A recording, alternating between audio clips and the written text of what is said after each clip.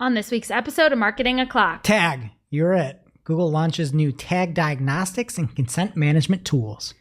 Google announced new features for Merchant Center, but we aren't buying that they're actually new.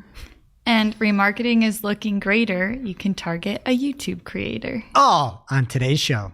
Welcome, you are listening to Marketing O'Clock. Just stay tuned. Digital marketing news, but let's get specific. Digital ads, SEO and analytics, social media and more. Pretty much everything that'll make your website perform. With new shows every Friday.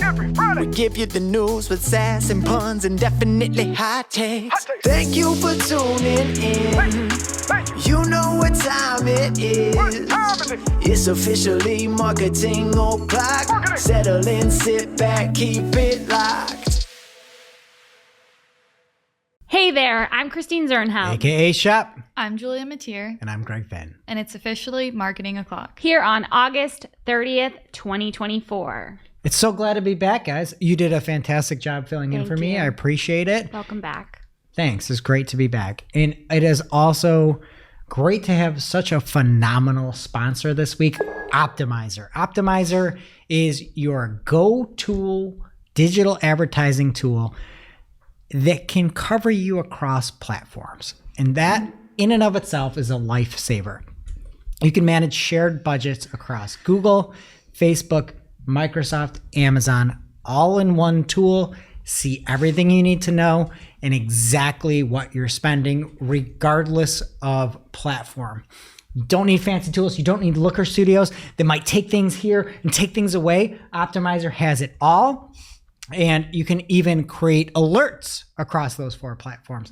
If something is out of sync, out of a certain threshold you have, go get alert based on those KPIs that you have set up.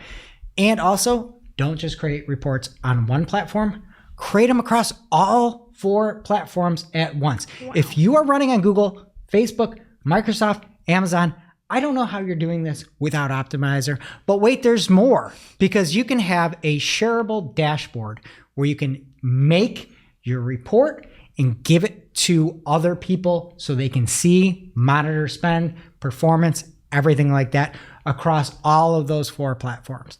So for that reason alone, and I know you're going to talk more about like the actual meat of the tool, but from a time saving standpoint, so go check it out on your own. Manage across all those 4, optimizer.com. That's optmyzr.com. optmyzr.com. That's optmyzr.com. Don't miss it. What's in the news, Shop? First up in the news this week, Adrian Decker got an email from Google Ads this week that he posted on LinkedIn. And this is specifically for, quote, advertisers that are using tag-based remarketing lists, targeting users in the EEA, European Economic Area, and use measurement solutions, but have not yet adopted consent mode. So we talked about consent mode a few months ago and how important it was and everyone needed to opt in. Now it's becoming really important. This email says that in the beginning of 2024, Google has been ramping up its audit program to ensure compliance with the EU user consent policy. And they say advertisers who fail the audit will face enforcement actions such as suspension of remarketing lists and disabling of conversion tracking. That is why that is main news. I don't understand. That just seems like a big penalty. Like the remarketing thing makes sense because it's all about remarketing. Right.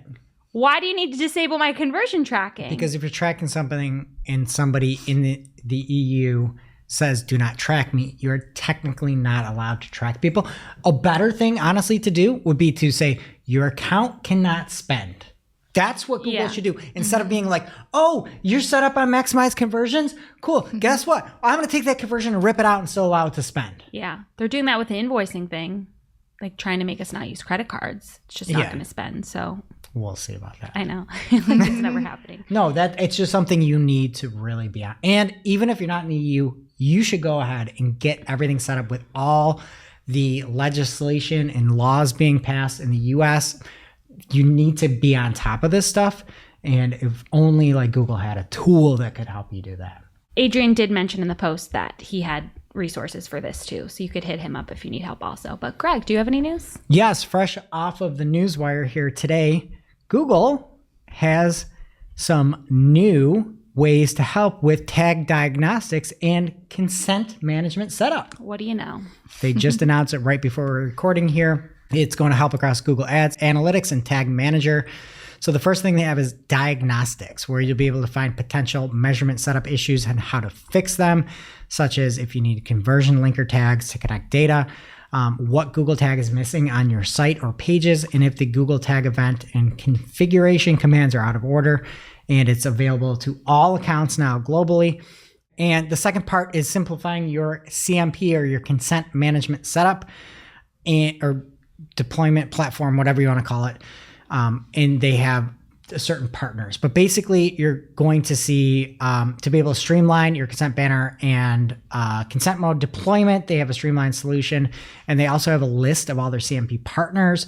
Their partners are a lot of the kind of big names and like Cookie Consent. A couple of the top ones that they have are Cookie First, Consent Manager, User Centric Cookie Bot.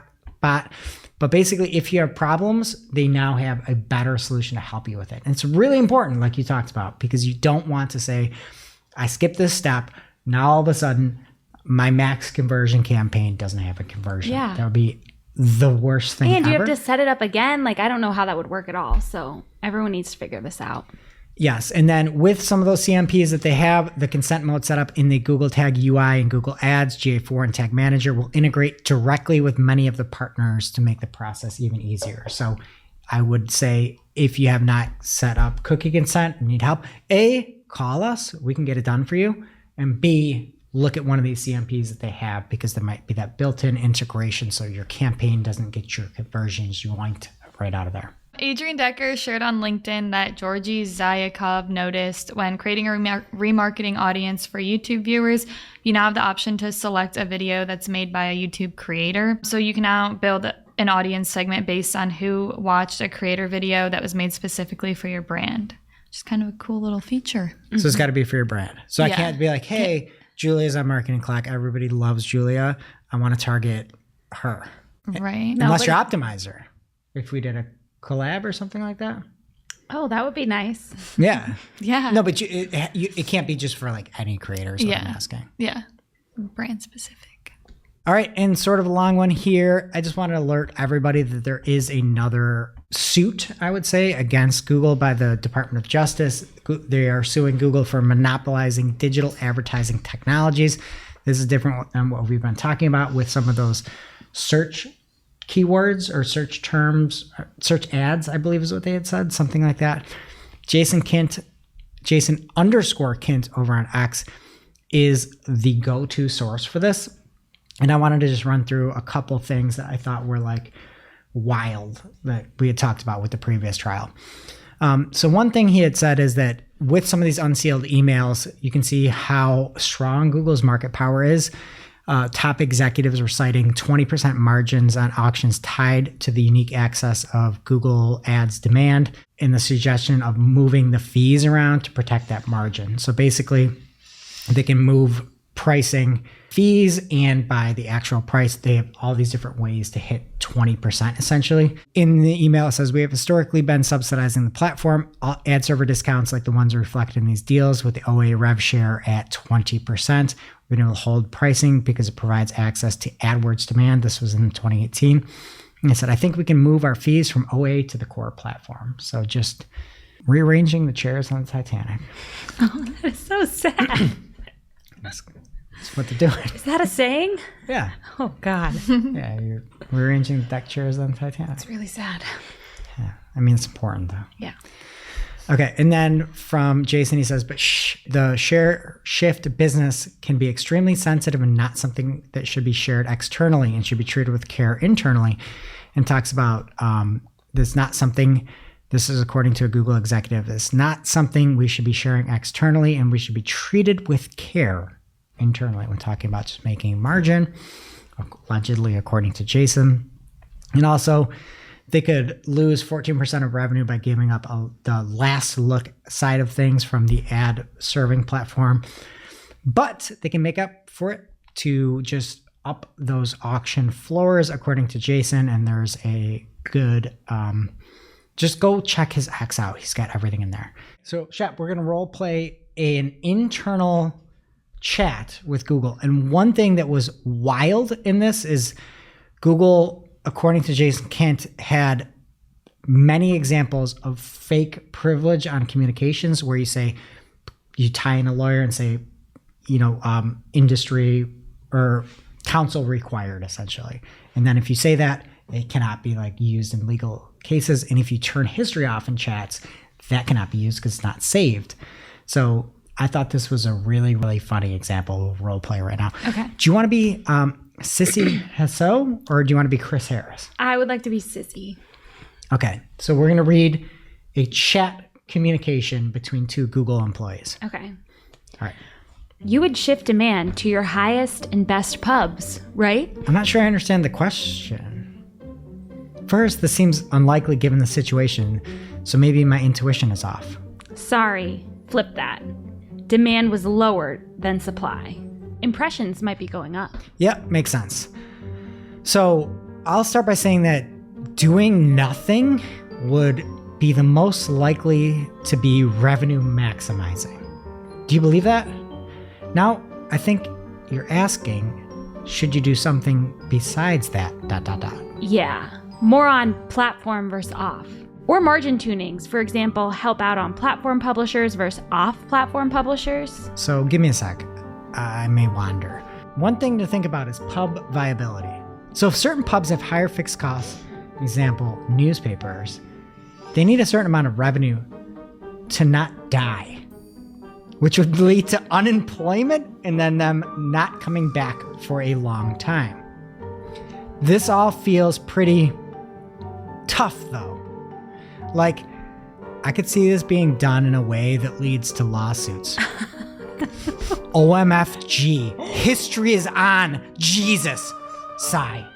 Oh my God. Sorry, I'm not Sissy anymore. That is so crazy. How wild is that? Wow. You go OMFG? History is on. Jesus. Not a good look. Sigh. Why wouldn't they just turn history off before they He didn't said know that? it was on. He forgot he had a privileged it's not privilege. It's two employees talking to each other. That is not privilege. You're talking about how you're trying to keep certain publications alive by pushing things to newspapers because if not, they'll be unemployed. And they just forgot to have their secret little conversations by turning the history off. And this was after the fact that they were, according to Jason Kent, allegedly supposed to have history recorded for everything. Wow.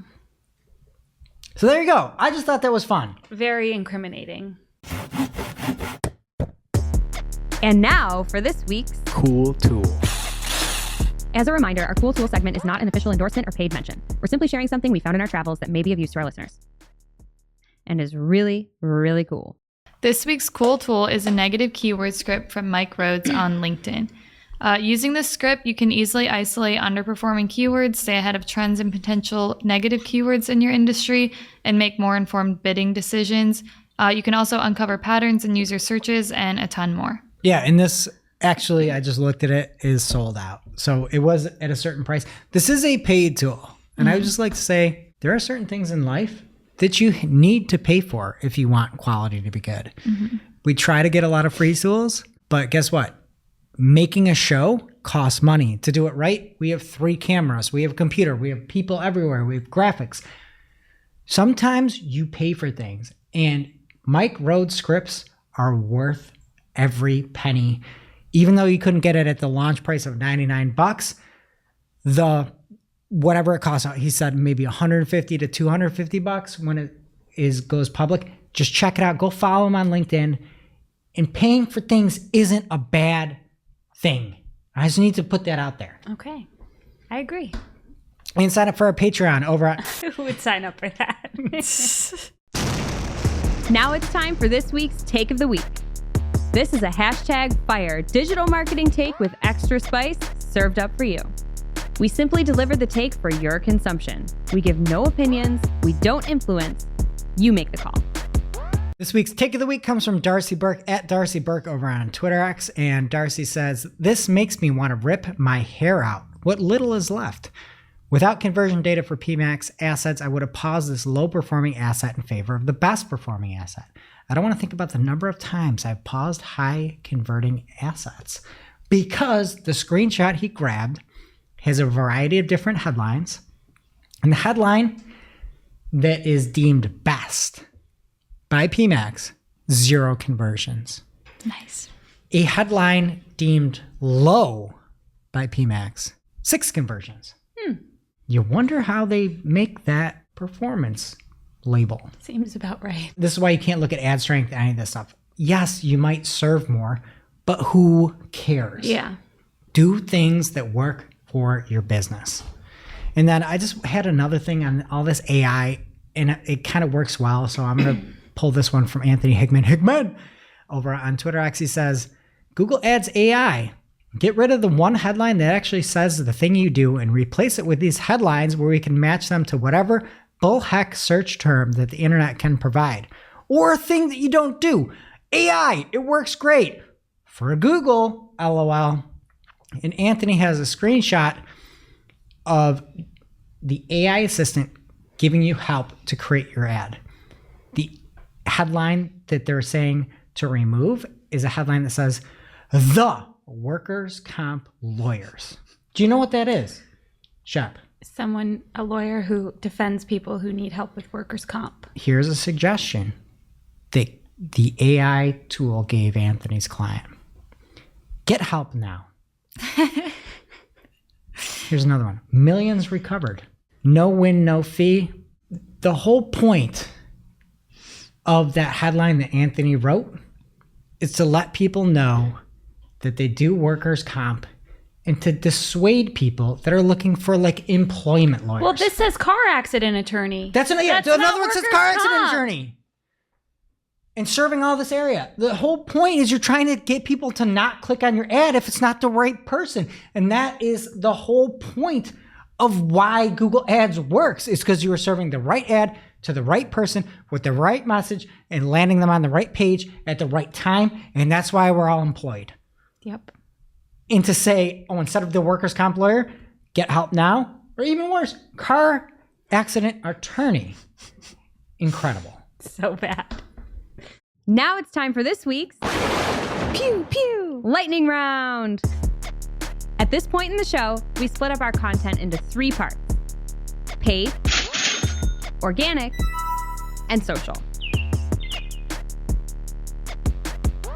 Before we get into the paid lightning round, we want to thank Optimizer for sponsoring today's show. If you've been listening to the show for the last few weeks, or Greg earlier in the show, you know that Optimizer is the modern PPC management platform built for PPC people like you and me. I didn't even get to talk about the free trial. I was so excited about going across all platforms. Yes. You need to mention the free trial. I will mention the free trial, don't worry. Little teaser there. So we haven't talked about Optimizer for Amazon yet, which is unbelievable to me because it's amazing. This helps you get seen on Amazon without spending more than you need to, all for a fraction of the price of competing software. Optimizer for Amazon helps you understand how your Amazon ads are doing with pre-built dashboards to improve performance with data-driven optimization suggestions. Plus, you can harness Optimizer's powerful rule engine to automate tasks, which was one of the best parts of the Google Ads tool, and you can use it for Amazon too. So with Rule Engine, you can turn time-consuming, manual, and repetitive Amazon Ads tasks into automated rules, whether you want to change bids, add negative keywords, or export a spreadsheet with data you need for other tasks. You can have rules set up to do all of those things for you whenever you need them. The time to prepare for Black Friday, Cyber Monday is now. It was really like weeks ago. Like, you got to get going, and you need Optimizer's help, Amazon advertisers. So Optimizer for Amazon is here to help make sure that your margins stay your margins. Start a free trial today at optimizer.com, optmyzr.com to claim that free trial. It's free. Why wouldn't you? And it's rules. It's not AI telling you to put car accident attorney in. It's actual feasible things to save you time and help you do better instead of wasting your life. It's automation, but you're in the driver's seat of what the automation is doing, which it's is like, amazing. like it's not all AI. It's an assistant to help you do better. Yeah. optmyzr.com to claim that free trial. Thank you, Optimizer. First up in the paid universe this week, Anthony Higman noticed another new Google Ads ad format. This time it's the banner header under sponsored says for your consideration, which is maybe like the lamest one yet. There was a for your consideration before, but it was just a logo. This one is like a logo plus a business name and then visit site. I have no clue what is happening here. That's like, it's AI trying weird copy lines. But what scenario would you mix AdSquire and Ad Age together? Why would you, like the example that's up on screen if you're watching on YouTube, go check us out. Please subscribe, Marketing Clock on YouTube. It's the lowest effort ad I've ever seen. Yeah, I would like Anthony to tell us like what triggered this. Do you like this ad? I love it. For your consideration. No, I don't. Oh. No, not good. Yeah, for your consideration. Yeah. It's something like that's like almost something you say like, it's like the business equivalent of like, it's not me, it's you. I send that caption with pictures of babies in Halloween costumes. Like for your consideration with an ad? So weird. Next up from PPC Greg, he says, small change but good change. Third-party partners now have different email addresses than actual Google employees. So this is a screenshot probably from the Wayback Machine from 2022, and it talks about third-party partners and how they can have an @google.com email address. Now that same page in 2024 says they are going to have an @xwf.google.com email address. I think they could do a little more maybe, but it's nice. The problem is the people who are really going to be like scammed, is scam the right word, by the third-party partners, like aren't going to look at that email address and aren't going to know about this change, you know? Mm-hmm. But it's better than nothing. As the most pro Google marketer of the past 2 years, nominated by a very respected publication and news outlet. Marketing O'Clock? Yes. I love this. This is them distancing themselves and not giving these people that run rampant and have these crazy sales, lofty goals, and it's no fault to those people. They're trying to feed their family, but they're coming at it and many times not upholding the Google message with a Google email account. And the fact that they're undoing this is a big positive change, and I want to give kudos to that. Okay, we'll take what we can get. Next up, it is officially just in time for the holiday season, our favorite time of year on this show. And Google has announced new shopping features today. These are all related to Merchant Center Next. It's not all new. They said it's new, but a lot of these things have been announced previously to even GML, like profit, using profit bidding. And then a lot of the stuff is just like Merchant Center Next things. And like, they're like, oh, new customer acquisition and PMAX. That is not new. I left that off. I think they're just building hype. I guess they're just building hype around Merchant Center Next if this isn't actually new. Then. Can you just say things are new that aren't new? Yeah. Like, I'm not stupid. I know that I'm using new customer acquisition in my PMAX campaign. Yeah. This is not new for this holiday season. Well, I'll get into the announcements, even though you hate them. Well, you hate the way they're announcing it. Most pro Google marketer of the year. First here it says users of the new Merchant Center globally will be able to explore shopping trends for retailers, showing popular shopping queries ranked by popularity and organized by topic and product. So they give this example where you could say, I'm selling denim Bermuda shorts and what put it in those? there. It's upsetting. Here, tell me more. What you tell me what it Google. Do you know what Bermuda shorts are? I denim short is. literally don't know. You don't know? Not really. I have a dark idea part in of my head. childhood. Tell me They're more. above the knee length. But for girls. Like boys always wear Bermuda shorts. Oh. But it's like that girly length, and like, I'm sorry, these Gen Z girls are trying to make ugly happen. Leave me out of it. Yeah, leave me out. Especially with denim. Like it's like a biker short length, but Yeah. It's funny because you can like look at somebody from just like the back and be like, is this just like a really old school mother, or is this like a super hip young woman with style? it's tough out there. But like somehow, like moms, it only in women's fashion too. I guess guys are a little bit more baggy now, but it like came back totally. yeah. This is like 90s. I know. It's really wild the way they swung around. But to your point about the Bermuda shorts, people who don't know that term, that's like the point of this tool, is they would say, oh, people are searching more for long denim jorts. And then you could add that to your product description. Barrel leg jeans. Is that a thing? I don't know. Do you have barrel leg jeans? Not that I'm aware of. Do you have wide pants? I call them big pants. They also talked about new generative AI tools that are coming to Merchant Center. Insight summaries are going to be at the top of the analytics tab, or I guess already are, which will show summaries of recent product performance. So you could type in like, what's the latest performance of my best-selling dress? And it'll use AI like you see in Google Ads overview page to give you an overview summary, which I don't really love them in Google Ads, so I don't know if they're going to be great in here. I will take anything I can get for free that isn't like a recommendation on this. So if there is a way that this can help surface this product is a hot seller or something like that, or this product is being searched for X number more times, this is the AI we need. Google, look at me. You're really being gunning for pro Google marketer. Do you think I'm not fair and balanced? No, I think you are. Okay, Google. This is You what can't we be want. fair and balanced and be a pro Google marketer, really. Good point. all the time. Very good point, Chef. No, this is what we need. Like, what is going on in the account? Trying to surface some of these things. This is the AI we need. We don't need you to write headlines. But also make them a little better. Google says that they'll also use AI to answer specific questions about your product data with new custom reports, like that example I just talked about. And then they have a new automated onboarding process for local inventory ads. This says Google will automatically sync in-store availability from your website and integrate it into your Merchant Center account when you're setting up your campaigns. And then they did talk about optimizing for new customers in PMAX, but we know about that. And all this stuff, if you already upgraded to Merchant Center Next, everything you talked about, you already had it. Yeah. But thank you for listening to the last 5 minutes. Next up from Ben Fisher at The Social Dude, he shared, I believe this is from LinkedIn originally, that LSAs are officially stating that you need to use your Google Business Profile review link and not the LSA review link. So he has a notification in the platform that says your old customer reviews link will expire by, it's already expired. Yeah. July 8th. The way they wrote it, I can't tell if it's European or not. But either way, it was in the past. As we migrate review collection to Google Business Profile, to collect reviews going forward, please use your Google Business Profile link, which you can find on the verification page. So it seems like a pretty important thing to update.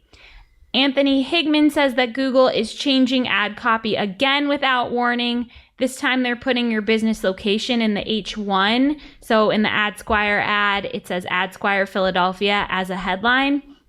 And he says this is probably from the Google Business Profile automated location asset connection through Google Ads, where it's overriding the headline. So just something to be aware of if you're using that. Don't give us headlines if you're not going to use them. I know. It's so annoying. Bram Vanderhalen posted on LinkedIn, he noticed a new placement in Meta ads. There is an option for Threads feed for an ad. It's weird that the inventory is below 1,000. Where does it say that? I just made that up. They really are doing the most, though, with Threads. Like, I'm tempted all the time with the things I see in my feed. And Instagram, you're not on Threads. No, get out of here. But they've almost got me. But you're not on Threads. Every time you look at it, you see part of a picture, and they're like, oh, see the rest of the picture, and then I fall for it. I am so disappointed. Every time I'm like, I freaking hate Threads. I know. But they're really trying their hardest. They're doing the most like deceptive stuff to try to get you to click through. Have you ever clicked on a thread that you saw on Instagram and been like not disappointed? No, because I can't see the whole thing. You don't have Threads? No. Oh. Well, I'm going to... You do? Yeah, I have Threads. Do you have Threads? No. You don't have Threads? I thought that was the whole point of the conversation. I'm disappointed because I can't see it. Because No, you're I- tempting me I with the have first to- half of I the have sentence to about a see Taylor it. Swift conspiracy theory, and then when I click on it, it's like, download Threads, and I'm like, well, no. I don't want to go How do you live your life? How do you live your life? happily. Yeah. Happily. I thought we were all in You're this happy. together. You're I happy thought we with were this. boycotting Threads. I thought it I'm was not like boycotting a group Threads. I have nothing against decision. your You have nothing against Threads? I have nothing against Threads. It's your boyfriend, Amasiri. You were just saying how much you hate it. I look, for the record, I have never once logged into Threads. Like on my own. I've gotten to there from Instagram. Yeah, but don't you need to download Yeah, it makes me download the app, and I'm like, Yeah. never mind. No, I downloaded the app. So I'm on your own. Look, Christine Zernheld. I'm sorry that there's not a lot of other Christine Zernhelds, and you don't need to secure those handles so that some other Greg Finn can't come out there and say crazy wild stuff. I get every social profile handle that I can so that I own at Greg Finn. Wow, me and Julia are alone in our Threads boycott. You are alone as the only Christine Zernheld on the planet. Is that a I don't fact? even use the handle. So. You need to download Threads. How do you live your life? I'm telling you, it's been hard. I see the first Make half it of the easy. sentence and then I can't see the rest. Well, I have to take the time to sign up and I'm busy. Anthony Higman has more info on this Google Ads bug that is 1000% not a bug. And he's talking about the smart matching. People were seeing smart matching as a match type in their account.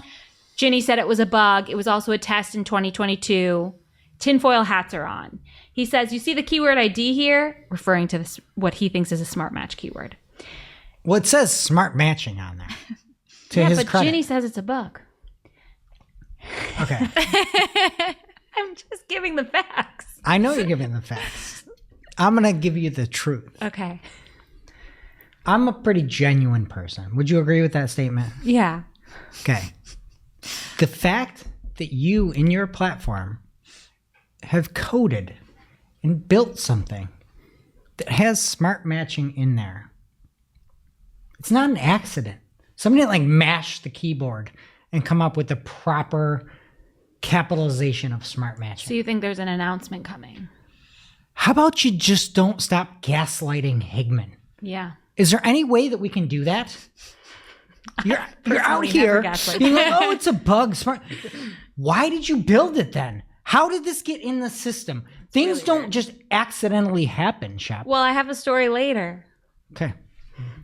On with the chlorophyll, Shep. They're making mistakes.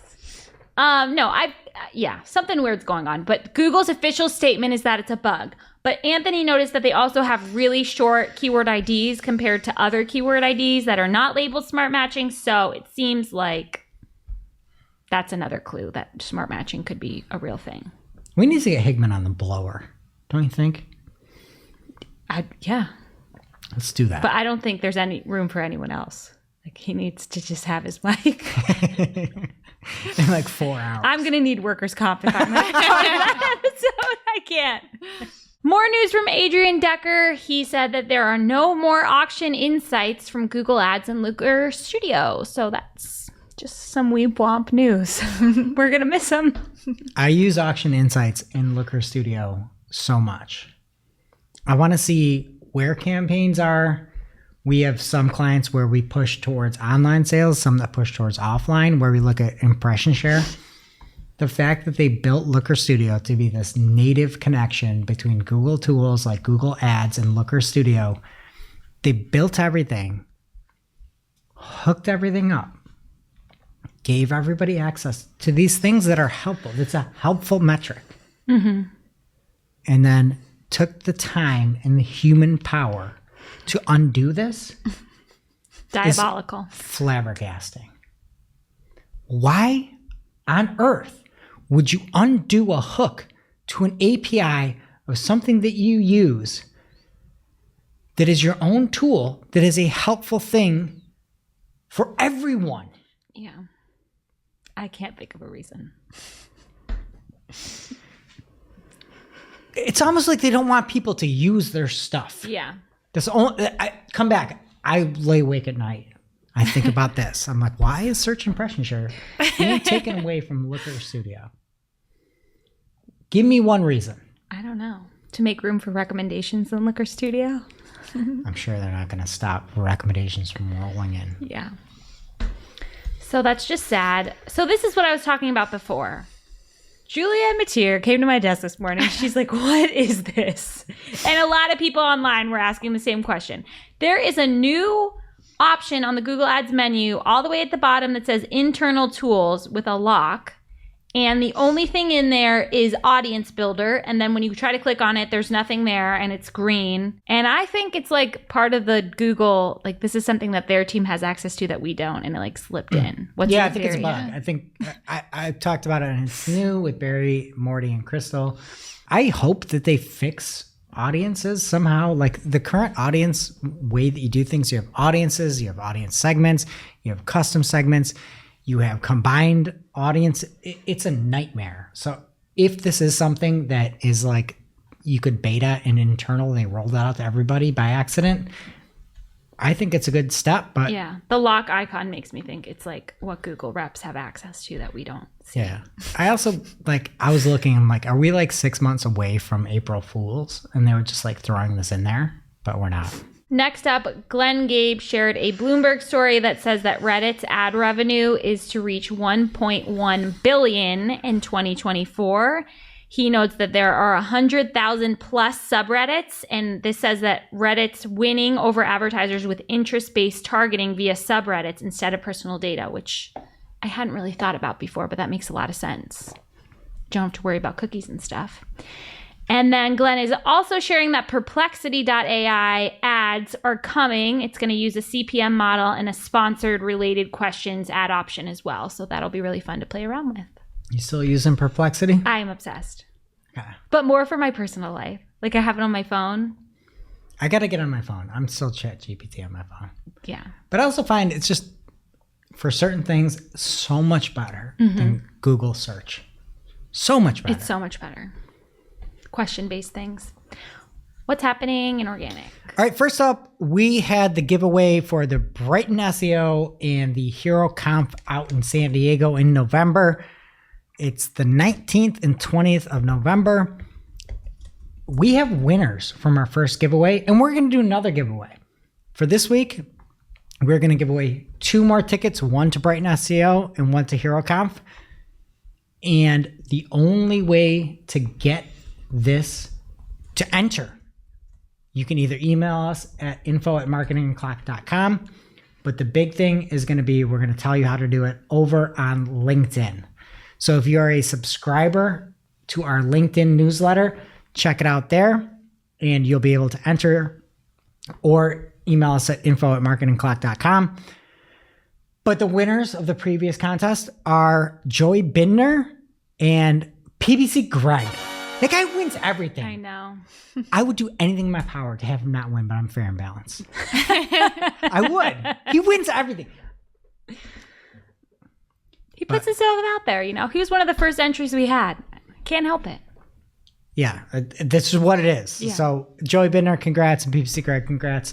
And if you want another set of tickets, we're giving away one to Brighton SEO and one to Hero Conf over on our LinkedIn. Follow us at Marketing Clock and sign up for that newsletter that's at the top of the page. Okay, and in organic this week, we've got kind of a big deal here for the Canadian financial website called Hard Bacon. Why is it called that? It's the name of it. It's a financial website. Okay. So for a while over Hard Bacon, their organic traffic was picture perfect, but the Google traffic was typically the main source of traffic to the site. Then the September helpful content update hit and their traffic flatlined, and frankly, they needed a ambulance. Oh my God. So from the CEO, I'm going to read this verbatim. He says, "It is with a heavy heart that I write this last post for Hard Bacon. Indeed, all employees of Hard Bacon have been let go and our operations are now suspended. The company will declare bankruptcy in the coming days, and it is possible that third parties may purchase some of our assets from the trustee. If that happens, Hard Bacon might have a second life. At least I hope so, because it would be a shame for our app, our thousands of articles, and for our calculators, which have become impossible to find on the web, to become completely inaccessible." It goes on to write, "I'm truly sorry that we have come to this, but please know I did everything in my power to avoid what ultimately became inevitable. I did everything I could to reduce expenses starting in September 2023 when a Google update caused Hard Bacon's traffic to plummet. I let go of our employees one by one until I had to let go of the last 2 employees at the beginning of the month. Despite extensive SEO and content optimization work, our traffic continued to decline, and each Google update since September has accelerated our traffic loss without any clear explanation. In total, we lost 97% of our traffic from Google. That means our traffic went from 350,000 per month in September to around 50,000 per month at the time of writing. Thousands of websites were impacted, but sites with affiliate links like Hard Bacon were particularly hit. Obviously, because we are direct competitors to Google Ads. Mm-hmm. Indeed, publishers like us allow their clients to run online advertising campaigns knowing exactly what the return on investment is. Of course, the fact that Google lost its monopoly abuse case in the United States and that many similar cases pending suggest that Google might lose ground due to its abusive behavior. That said, it's too late for Hard Bacon. End of post. That's so sad, right? What about, I don't want to step on your joke. I have no jokes. There's a core update rolling out. Well, there is another twist in the tail. Okay. Literally, a day after that, Google had a surprise for them. The new core update. Are you kidding me? And if you look at this chart that's up on screen on YouTube right now, literally the day after he posted this, their traffic shot through the roof. That's crazy. Or at least impressions did. That's what was shared. So, learnings. Don't take your organic traffic for granted. We've seen time and time again that organic traffic can be high in the hog one moment and then hit a complete slap sign with an update. So don't be stub-born. You need to diversify your traffic or you'll be disgruntled. What is grunt related to pigs? Pigs grunt. Yeah. They oink. They grunt too. Have you ever heard of actual pig? There's more grunting than oinking. I've kept my distance. Great job, Greg. But on a serious note, you shouldn't rely on one traffic source. Yeah. Like we were talking about, and it's new earlier in the week, and they're like, do you look at your SEO? No. We have referrals that we get. We do good work. We do this show. I do It's New. We go out there and we put out thought pieces. We do SMX. We do all these different things. We're mindful. Demure. Demure. Yeah, you guys are really beat that dead pig through the ground last week. Next up, Merchant Center Next is being upgraded to all retailers by September. We know this was coming. It will all be done in September. They put out a nice chart. Barry's got all the info over at searchengineroundtable.com. I always mix up because my joke is that the graphs are charts. Yeah. But then when I see a chart and I say it the right way, it's weird. But one thing I liked that they put out is a little look at Classic Merchant Center and then Merchant Center Next and how big of an improvement it is. Anything Google does, there's a lot of propaganda that goes along with it. We have some new hires here and I'm like, just, you got to take the Google certifications, but there's a lot of things like I'll tell you how it works. I just thought this was funny. They said with Classic Merchant Center, and they compared it against Merchant Center Next. The features and experience they were matching against the two was consistent and decluttered experience. Merchant Center Next scored as advanced, complex features centrally located in one place as add-ons. Features already used in Classic Merchant Center will be activated by default when you transition to Merchant Center Next. The way they scored Merchant Center, currently the thing everybody's using and has been using for forever, they gave it the grade of complicated user interface. But we know how to use it. Yeah. And it also, there is more on Merchant Center Next. I actually think it's going to be good for everybody.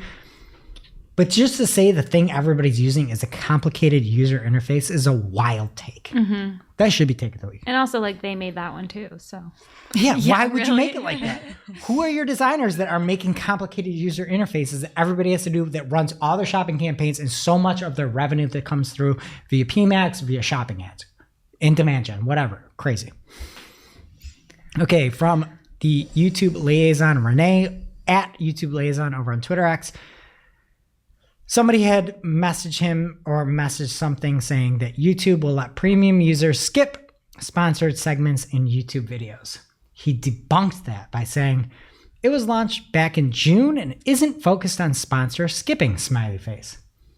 But this is like the extra smiley face. What would you call this, Julia?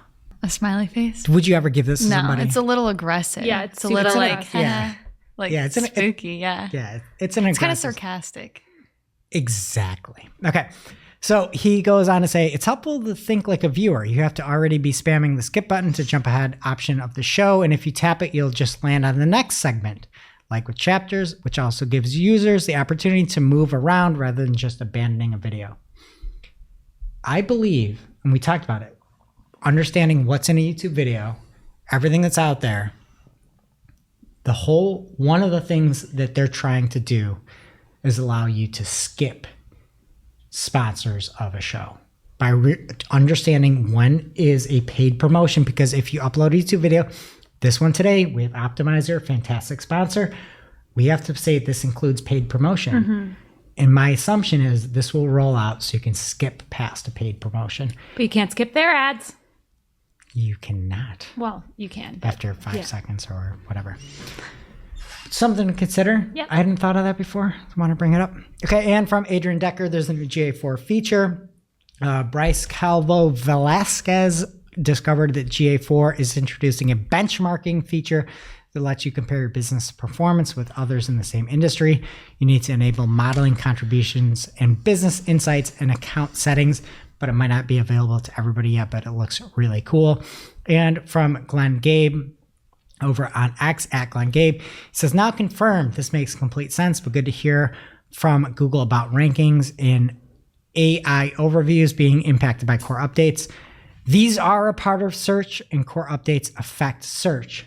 So yes, according to John Mueller, any search updates will also impact AI overviews because AI overviews are part of search. YouTube is bringing QR codes to all channels. I love this.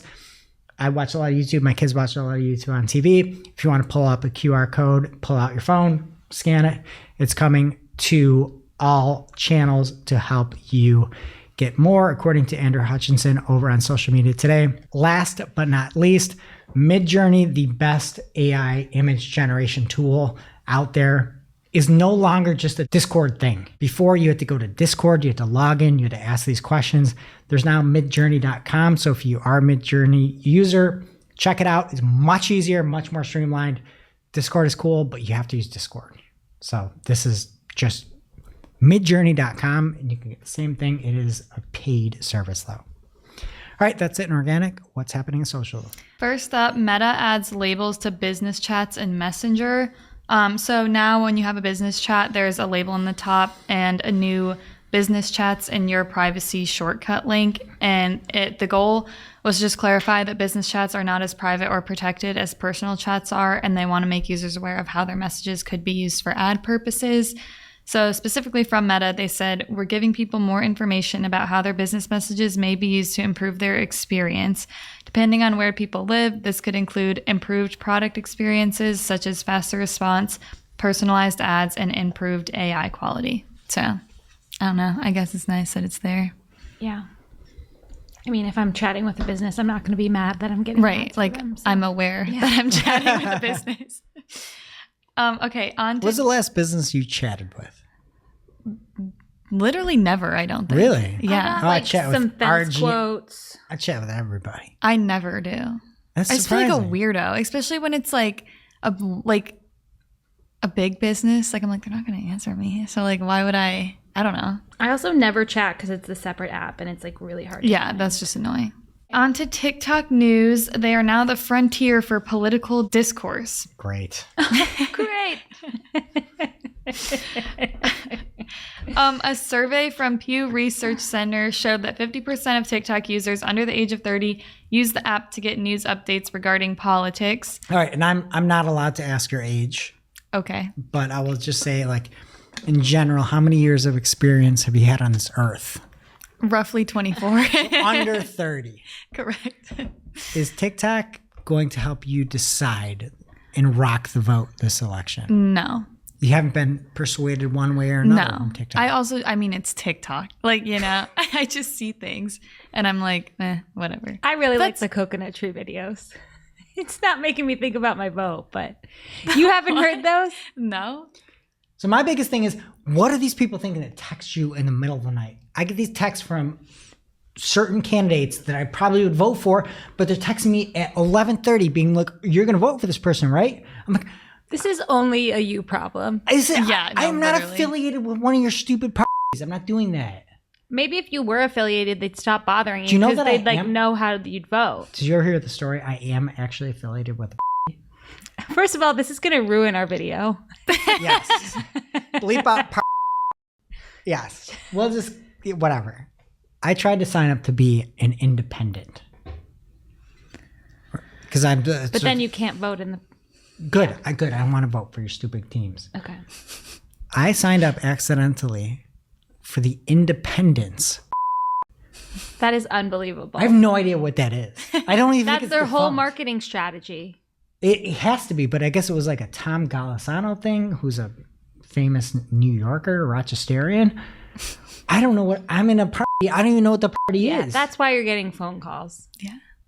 Nobody's What party are calling you me. in? You're in a party? Why are we talking about this? Okay. Nobody's calling me, is all I'm saying. They also said that most of the study shows that younger users use the app to keep up with politics and current events, and that younger TikTok users see the platform's impact on democracy more positively than older users, which isn't really a shocker just because they use it more than old people. So next, from social media today, TikTok published their guide to 2024 holiday marketing. It looks like they give some pretty interesting information, including when users are actively seeking gift inspiration, what gifts TikTokers are looking for this year, along with an outline for your marketing plan. They then include info on the season after Christmas when many people are looking for bargains or personal shopping. I kind of looked through it. It's a pretty cool guide, so could be useful if you're planning your holiday schedule. Yeah. And what were those items in your TikTok shopping cart? You know. Maybe I'll buy them this year. What are they? It's a Drake calendar. But let me preface, it was added in there before he was canceled. Oh, I forgot so- he was canceled. Sorry. Yeah. I didn't mean to put you on the spot. I just thought it was hilarious. Like, You have nothing else in there. No. Maybe soon, though. Amazon Prime, this. You told me about some ice maker on TikTok, and then somebody else I saw. oh, the pebbled ice machine? Is that what we need in our new office? Yeah. Okay. Also here. I would be so much You more have hydrated. ice. Pebbled ice. Yeah, Get it's outta not the here. same. Okay, but we'll have a link to where you can download this guide in our newsletter. Some X news, they're providing new analytics tools for verified organizations. It enables users to dig into keyword and topic related trends in the app. You can track conversion value over time and conversation velocity, which allows you to see when your target terms are gaining and losing interest. There's some pretty cool charts and graphs that you can see from this. And I just think it'll be like a really beneficial thing for people to have. But the only catch is that you have to be a verified user, or a verified organization, which could be expensive, but could be worth it depending on what you want to use X for. On to Threads. They're launching a live test of disappearing posts. They all might as well be invisible to me. Well, You're in you there. use it. You know, we can actually say that. Oh yeah, say it. They're all invisible to me because I don't have an account. So some users now have the option to erase their post from the app after 24 hours. So it's just like a setting you put on and then it just stays for 24 hours. The point of this, they said, was to have them feel less restricted by having their updates permanently tied to the app. Way to Which- make a story without calling it a story. No, literally, yeah, it's a story, but not. Also, like, why would you say something just to like take it back 24 hours later? Like a story is normally like a picture, Probably like this because is what I'm something you doing shouldn't today. be saying. Right. I'm gonna wake up every morning and be like, today's Friday. Delete it after 24 hours. Hilarious. Thank you. So funny. You really should do that. You can because you have a Threads account. Yeah. Next, Adam Masiri. Is that how you say that? It's Adam Mosseri. Don't get her Pronounce- you come BF's on my name. show. I forgot. You pronounce his name right. Okay. I Shep's bet he has boyfriend. wide. I bet he has wide pants. Don't you He think? probably does. Totally. Bermuda shorts. Yeah. He's a fancy guy. Anyway, he shared some tips to help improve content performance on Instagram. So the first tip was reposting content in different formats. And his example was posting a reel to your story, and that'll expand your reach. Thank you Shocking. for that deep insight. And then the other tip was to make use of collab posts. And then he said they typically see better performance when the account with the larger following sends a collab. So like, duh. Just, People have like, been going post overboard more. with collab posts. Yeah. But, you know, if you Thanks, needed some Adam. tips, there's some good ones. Up next, Alessandro Paluzzi on X shared that Instagram is not giving up making notes happen. So he shared a feature that shows that Instagram's now allowing you to continuously share what you're listening to on Spotify through notes in Instagram, which is just like, let it go, please. This has been like a thing on Spotify forever. Like if you're following someone, they have this like activated, you can see like what they're listening to. Yeah. So like if I care that much, I can look there. But like I don't want to see it in your notes. I don't know. Some people do. A lot of people always post like this current song with like whatever. I just think it's a lot. Yeah. I wonder if people use it though. I feel like a lot of people like to be cool and show what they're I feel listening like to. they just don't you know it's turned on. I still don't know what to do on Instagram anymore. Am I going there to figure out what you're listening to? Am I looking at your reels? Am I looking at your stories? Am I looking at your photos? Am I looking at your stupid notes? Like what? Am I looking at notes you're putting on other things? There's too much going on. Yeah, it's so dumb. And then they're also working on the ability to share GIFs in notes. Oh, perfect. Yeah, just what we needed. Isn't also, this a comment? Yeah, it's like, yeah, you can do it in comments. You can do it like, it's just dumb. But they did one thing I like in notes. You'll love it. The other day, if you typed like Demir in your note, it turned pink. So I did it. I posted my look at first you. note just to see it turn pink, and it did. So I don't think it does that anymore, but that was the best thing they've done with notes. They're putting it So all far. in notes. Yeah. They really want to make them work. And that brings us to our real life segment, straight out of our accounts and into your ear holes. It's time for Working Hard or Hardly Working, where we talk about what's going on in our IRL work, good, bad, or otherwise.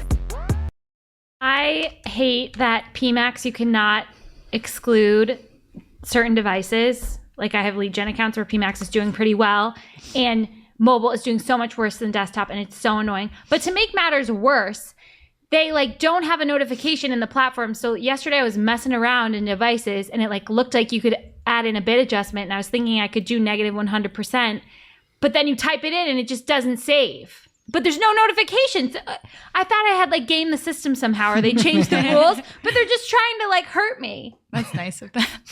I hate it. What about you, Julia? Working hard for me this week is Mountain. We've been using it for one of our clients for a few months, and feels like it's going like really well. It's They're crazy really, how good it goes. Yeah, like they're really happy with it. The reps are all like actually so helpful, and like the reporting's pretty good. So I don't know, and it's just, Your like, rep's fun. good? Yeah, she's great.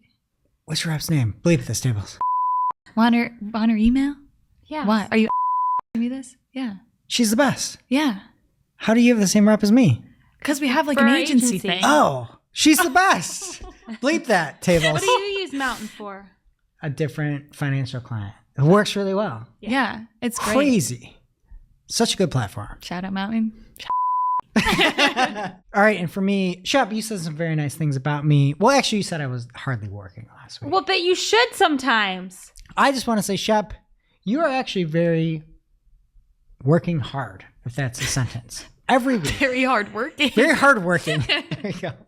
I didn't write anything down. I was going to try to surprise you. I listen to the show. I appreciate it. And I just hope you know how far you've come from when you came on board. We hired Shep originally because she wrote a Barbie essay. And I was like, this is the person. This is like it. And Shep has now elevated herself to not only being the star of the show, but also speaking at SMXs. You were just asked for again in a recent meeting. You're going overseas to London to go speak about Performance Max. Please come, people. And she's now stepping up and helping out a bunch of the operations side, which is awesome. I just want to read a quote here. It's from Kobe Bryant. Those times when you stay up late and you work hard, those times when you don't feel like working, you're too tired, you don't want to push yourself, but you do it anyway. That is actually the dream. That's the dream. It's not the destination, it's the journey. And if you guys can understand that, what you see happen is that you won't accomplish your dreams won't come true, something greater will. And he actually directed this message towards his daughters, Natalia, Bianca, and Gianna, during a speech at his retirement ceremony. But I just want to say, thank you, Shep. You're fantastic. Wow. And it is amazing being on the journey with you. Thank you. That was so nice. How am I going to finish the show? I don't know. Thank you. Now it's time for this week's ICYMI. ICYMI, people. This is something you just might not have seen. Maybe something that you overlooked, but you shouldn't have. ICYMI, people, we have an update. Well, just something sad from Joe at the Joe Schmo. This is a real Joe Schmo ad. It is. Yeah. The original meaning of Joe Schmo, because we love Joe Schmo. It's just a terrible ad that must be powered by AI. These are the headlines. Car accident lawyers. Car accident firm near me. Local car accident firm. And Joe says, this is AI. What a joke. These poor fellows are doing what Google tells them to do, following guidance. They need headline diversity. Can you read the headline underneath that one for me? The next one says, car accident lawyers. Car accident firm near me. This is what you do if you take all Google AI advice. Mm-hmm. Everything is going to be the same. I cannot take it anymore. I can't stand it. You need to have humans that know what's happening, that know how to pin ads, that know how to write captivating, persuasive copy and get that content to the people so that you can beat all these folks trying to save a nickel using AI to make all their ads look exactly the same, except one has 3 headlines and one has 2. Now it's time for this week's WTH. Misguided. I hated all of that. Like, who does that? Just get rid of it. Where we rant, rave, and roll our eyes about a trending digital marketing topic. What are we coming to? Honestly. See what had us asking WTH. this week.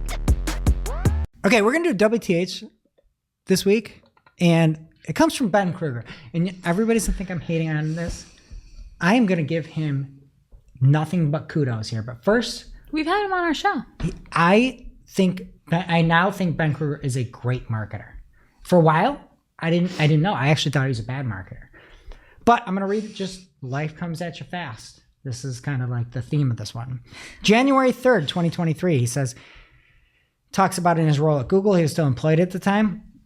Somebody says, what do you do with ROAS targeted versus PMAX in a situation where much of the spend is PMAX ending up in shopping? He goes on to say, double down on PMAX, not standard shopping. Either there's still plenty of demand in shopping, blah, blah, blah, but talking about doubling down on PMAX. Then, February 1st, 2023, Ekta on X said, I'm trying to run standard shopping along with PMAX. I tried to run it, blah, blah, blah. Ben replied saying, stop trying to beat the system. Just run PMAX. It's the new world. Okay, we're going to fast forward to this year. Derek Mullins, PPC ClickShark on X, was talking about a contest that you could do against lawyers. Ben chimed in. He's a bit of a troll. Yeah. I'm going to have to say that. But he chimed in and says, give me access right now, gives his email address. Nate Lewis responded and said, you're back at working at Google? Ben says, nah, I'll just smoke this guy. Nate says, terrible take. You're going to smoke PPC ClickShark at managing PPC campaigns, and that's personal injury, lawyer PPC campaigns, marginally better? It's possible. Ben Kruger goes on to say, this year, one PMAX campaign is all it takes, muscle. I'm going to fast forward to August 27th, which was just a few days ago. Paper Mitch at Paper Mitch on X says, 4 of the 6 PMAX reports I've pulled this week have shopping as generating the most volume while being the most efficient, about to swap out PMAX altogether for good old standard shopping. What does Ben reply? Been doing this left and right. Oh, wow. Mitch says, really, didn't expect you to pull from PMAX. Ben says, my goal is to get PMAX to as little spend as possible by building everything out in search and shopping. You can be wrong and you can see the greater scheme of things. And that is why I think Ben is a fantastic marketer. You can be indoctrinated when you're at Google to thinking everything is the right way. Everything they're telling you is correct. But when you're in the real world, you have to get results for yourself, for your clients. Mm-hmm. And being able to pivot and being able to come up and take things that you once spoke highly against and go that direction is a sign he's a good marketer. You have to be a good marketer. The other thing is, this is why you can never listen to absolutes. Mm-hmm. The only way to get really good at things is to put in effort, burn those calories, test, experiment, segment, look at the data, and put in the effort. There's not magic pills. There's not one PMAX campaign out there that works. And something that he advocated for other people, he's turned on, there's not magic. There never has been magic. And when we have to go pitch things, be like, here's this audit, it's hard for that to be the answer. Is that we can work really hard. We can understand your business. We can help you hit your goals. We can segment things. We can help get certain ROAS on certain product types and things like that. But that's not an answer that anybody wants to hear. Everyone wants to hear one PMAX campaign for everything. And it's easy to say. Mm-hmm. But the answer isn't an answer that you would consider like a flashy answer. The answer is everything is different. There are no absolutes. And if there's somebody out there peddling absolutes, you should steer clear away from it. And I'm super happy to see that Ben has changed his mind on some of these things. You don't always need one PMAX campaign. So kudos to you, Ben, and being open and upfront about it. Yeah. Now it's time for our must-read marketing article of the week. An article so advanced, so in-depth, so detailed that we simply cannot cover it in its entirety on today's show. This week's must-read marketing article of the week comes from Benjamin Wenner over on Search Engine Land, and he has an article called Seasonal PPC, Your Guide to Boosting Holiday Ad Performance. It talks about everything you need to know about adjusting your PPC approach to seasonal shifts, identifying trends, adjusting budgets, and more. If you're a retailer, you need to read this article, so thank you, Benjamin. Check it out over on Search Engine Land. And now on to our playlist of curated songs to work to. You can head over to playlist.marketingoclock.com to listen to Marketing a Playlist. Greg, what will you be adding to the playlist this week? I'm going to add What Don't Belong to Me by Post Malone. Oh, I'm loving the album. Are you? It seems like he was just trying to hit every genre of country in the entire album. But he did. But none of it's like the Yours. I mean, I thought it was pretty good. The Yours is going to be like his biggest moneymaker ever. The song Yours? Yeah. I don't know if I remember try that to one. be like a dad to a girl. Oh, yeah, and he's not even a dad. That was kind of weird. That's weird. Like, I just feel like it's not like genuine. It's just fun. You don't have to think about it that much. I can't not think about that. I think about the fact like you're saying all this stuff and it's not real. But anyway, whatever I said. Well, someone who says stuff who is real, I'm going to be adding Who's Afraid of Little Will Be by Taylor Swift. Nice. Oh, never Julia? heard of her. I'm going to add Birds of a Feather by Billie Eilish. All right, that does it for today's show. It's now officially not Marketing O'Clock. Thanks for listening. We miss you already. Can't wait to see you next week. Thanks for listening to Marketing O'Clock. If you're looking for more information on today's topics, head over to marketingoclock.com/newsletter to receive every single article we covered. We share the news as it breaks in our Discord community. Head over to community.marketingoclock.com to join. Welcome to this week's Shootin' the Heck, where after our famous Friday news show, we don't talk about marketing anymore. We just... Shoot the heck. Greg, what are we doing today? Well, I just have to say, last week, that was something. You're Shooting the Heck. You enjoyed it? I wouldn't say enjoyed. Loved. I kind of came away with the fact that the lady of the game is a Taylor little Allison Swift. basic. Like some of the Excuse things, me? she's like, I like chai cookies. Oh, my favorite number is 13. Okay. Have you ever listened to like the Folklore album Yes, I have. or That's the not song bad. You're on Your Own Kid? I don't know if I've heard that one. Well, But anyway, we're missing out. we're going to go like polar opposite of what you heard on Shooting the Heck last week. We're going to do Travel Buddies, but we're going to bring some alpha energy to it. So like think about everything. All these things are probably Taylor Swift wouldn't be on your trip. Okay. Well, she wrote The Man About You, so. Well, maybe she will be on the trip. You tell me. All right. So you have to go on a global excursion with one of two people. There's a correct answer and an incorrect answer. First off, are you going on a global trip with somebody that likes Slim Jims as their favorite snack or somebody that likes pork rinds? I would not That's go her with favorite. either. Yeah, that They're smells both bad. canceled. No, I'm telling you, I'm changing the vibe here. Disgusting. Yeah. I suppose I would have to pick pork rinds because at least it's like fried. Yeah. And not just like, I'm gonna like both of those are Yeah. non-starters for me. Well, I need an answer. Pork rinds. yeah, But I hate them too. both nasty. Gonna have a terrible trip So you're choosing to go on a trip with pork rinds. with a person who eats pork rinds. Okay. The correct answer is actually Slim Jims. Slim Jims are pretty gross. There's like mechanically separated chicken parts as the main ingredient in Slim Jim, or one of the main ingredients, or allegedly one of the main ingredients. But pork rinds, you're just like chewing on fat. So disgusting. At least with Slim Jims, this person might have a little more protein. They might be ready to go, do more excursions. You're not just lugging giant bags of pork rinds around. What are you guys thinking? Right. I really hate that question. Yeah, I'm Okay. nauseous. Next up, somebody that is totally entrenched. Their number one hobby, the UFC. Or somebody totally entrenched. Number one hobby, WWE. So you're just giving us Okay. completely like the worst options. Yeah. I'm going opposite of Taylor Swift. So loser behavior. Yeah. Wow. I did not say that. Strike that from the record. I have an opinion on this, but I'll let you go first. Okay, I kind of do too, but I don't know if it's going to be the same. Okay, go. I'm going to say UFC. Is better? Well, I just hate like I don't know, the like drama of the other, UFC you know. is so violent. I mean, it's nasty, but at least like to them, it's like a real sport, Yeah. you know. And You they're- consider that a sport? Well, yeah. Okay. Would you not? No, you're imposing your will on somebody. Literally the definition of a sport in my book. Right. It's so violent, but What's your guys' final answer? UFC.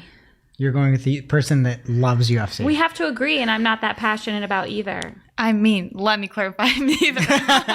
Wait, you really But- want to go on a trip with the UFC? I really Bro. want to. Also, No, UFC but, like, is a I don't know. global activity. I feel like WWE is just for losery Americans, right? Like it feels just like a weird hobby that people like watch in their basement and like are like, oh my god, I don't know. And also Like like UFC. young children. Yeah. Let me check the correct answer. The correct answer was WWE. Shocking. Because if you go with the UFC person, they're gonna be like, oh, what do you think I could take that guy? Do you think I could? I go feel like put him in a rear literally- naked choke. And guess you'd what? be You safe. watch UFC. You're not in the UFC. It's not. Are we going with the UFC fighter? No, you're watching somebody that's sitting with a bag of popcorn and a 12-pack of beer on their couch on Saturday nights, being like, oh, Sean Strickland, he's so cool. Wow. I hope no UFC listeners are I know. fans of the show. I kind of don't mind the UFC. And you're going around trying to pick fights with No, people? because you the WWE person's gonna be like, oh, let's do a silly thing. Like I know somebody that I work with, I really respect. Their husband is super funny. They dressed up as a WWE person, just put it on social media, and he was the Undertaker, and he popped up, and that's funny. That's fun. That's what you want on a trip. And that person is actually Shep, and it was her husband. Yeah, we'll have to post it in the clip. It was pretty entertaining.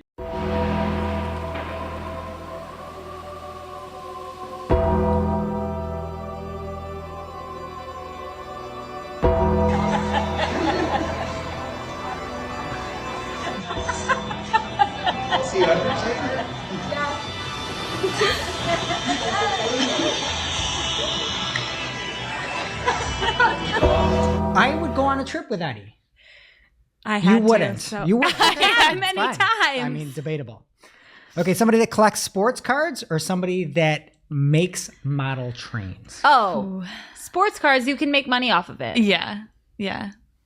Also, then you have to like, you know, go out and find them and do fun things. But And they model take up trains less are just gonna space. sit there. And, Yeah. But this Yeah. is the personality type. They're not bringing the trains on well, the trip. They might. It's more practical. Okay, so you're going sports cards. You don't need a room in your house for sports cards. yeah. How many do you have? A serious. No, okay. Well, the correct answer is train collection because they're an artist. There's absolutely nothing wrong with An this. artist. You're making model worlds. You're building things. What happens when you can't figure out how to get into your room because you're locked out? This person is going to build a ladder up the wall, over the window. You're going to get back in. And then you're going to be in a Russian jail. No, it's the train collector because you are out there. I agree with you. I collect sports cards. I think of it as like investing and whatever, but we're going to pick the creative person that's out there making worlds, making things, figuring out plans. They're going to be such a planner. Okay. I disagree. Okay. I'm always wrong. so- Somebody that will only wear a jersey. This is Taylor adjacent. Oh, gosh. This is Taylor adjacent. I cannot. She always How are you wearing going to be jerseys. worse than someone who's always wearing a jersey? Somebody that has their favorite sports team tattooed onto their body. Well, Okay. you don't know how big the tattoo is. Yeah. Visible tattoo. Okay. Yeah, I feel like that's better That's than. 1,000% There is nothing better. worse than a man who like always wears a jersey. Yeah. That's your final answer? You're Yeah. going with tattoo person. A jersey is just your way. It's like a style thing. That's some people's style. It's not my style. I have Paul Skeens jersey. I've never met her. You guys know Paul Skeens, right? No. Oh, all-star. Dating Libby Dunn. Paul Skeens. Sick. My kids love Paul Skeens, so I bought a fake jersey off Temu.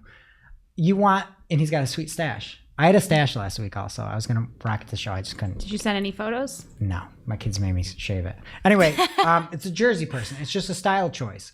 Anything, if you That is tattoo the a team absence of style. logo onto your body that's visible to everybody that walks by, you have maybe priority problems. I cannot think of anything more embarrassing than traveling to a foreign country with someone in like a stupid football jersey. What if they have a Bills logo on their forehead? On their forehead? It gets visible. Wear a hat. Well, that is extreme. Do you want one more to try to get an answer here? or Sure. No? Okay. Somebody whose favorite food, all they eat, is bacon or wings. Their I think go-to bacon is dish. disgusting. And Yeah, and it's way too like strong. Yeah. And you can only do so much with bacon, you know. Wings you can But like Both are all in a keto bacon. options. Probably a healthy boy. I think we're going Yeah. Wings? Okay. The correct answer is bacon, because if you're like into wings, you're eating that many wings, you're just a messy person. You're going to always, like, do you like people putting their fingers in their mouth, licking the sauce off of stuff? I hate that. But would you not do the same thing But with if you're bacon? eating grease? If you're Yeah. eating wings for every meal, that's your go-to. You eat wings every You never day. said if they were bone-in or boneless, though. True. If they're boneless, Got him. fork, you're done. Those are chicken nuggets. No, they're yes. not. Give me the definition of chicken nugget versus boneless Chicken wing. nuggets don't have like sauce on them. You dip So it if I in take the a chicken sauce. nugget and put some sauce, I coat it with sauce, it's a boneless wing? Yeah, if you like, make it in the sauce. That's a chicken nugget with sauce. No. Okay. So anyway, this person is probably going to be always sticky. Sure. You're going with sticky person, always licking their fingers. Yep. Bacon is disgusting. All right, let me see how many you got right. You're 0 for 5 today. I'm sorry, but better luck next week. Thank you. And we'll see you next week. Marketing o'clock. Settle in, sit back, keep it locked.